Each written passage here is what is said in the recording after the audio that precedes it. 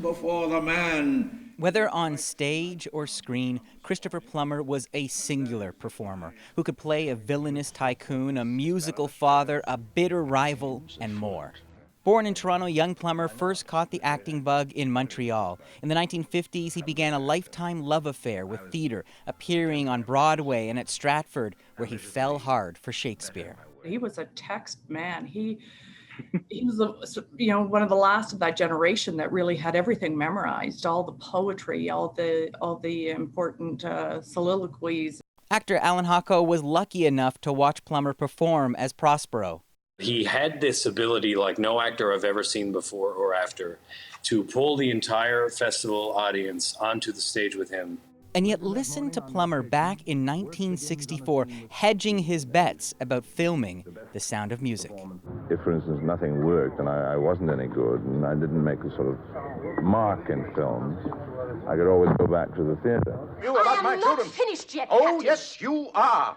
Although Captain Von Trapp made him a star, Plummer could get prickly with the host who dared ask him about it. Cut. Joking it was only good for one thing. It sure got me into every restaurant that I wanted to get into and have a good table, and that's the most important thing in life. Plummer, who didn't actually sing Edelweiss, did admit to loving the film from a distance. Today, his co-star, Julie Andrews, released a statement saying, "I treasure the memories of our work together and all the humor and fun we shared through the years."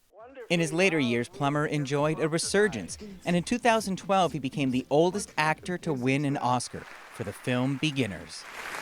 You're only 2 years older than me, darling. Where have you been all my life?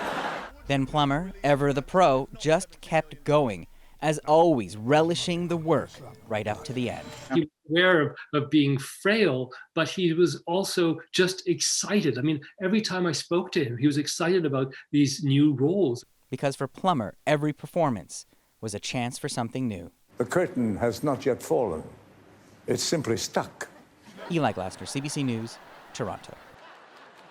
Over the decades, Plummer did lots of interviews with the CBC. I had the privilege of speaking with him 3 years ago this month. He was always interesting and witty, though not without bite. Here's Christopher Plummer in his own words.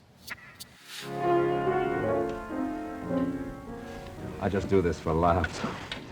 Acting seemed to come more easily to me. I was a shy person, but had cloaked my kind of early shyness in a sort of kind of extrovert manner, and the stage seemed to be the ideal place to let off steam. Some of us who are exposed to the public in some way or another, in drama, in music and art or whatever, are so fortunate to be able to have the chance.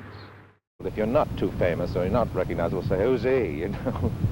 And what are you staring at him for? They think you're somebody else. I usually sign Richard Burton when they come up and ask me for my autograph.